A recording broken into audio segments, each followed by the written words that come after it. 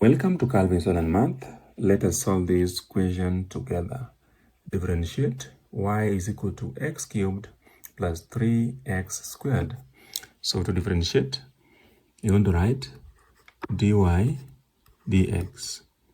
So to do this, we want to use basic differentiation where we pre-multiply by the power. So 3 times x power 3, then reduce the power by 1, and we do the same for the next term. So we're going to have 2 times 3, 2 times 3, then we reduce the power by 1 as well.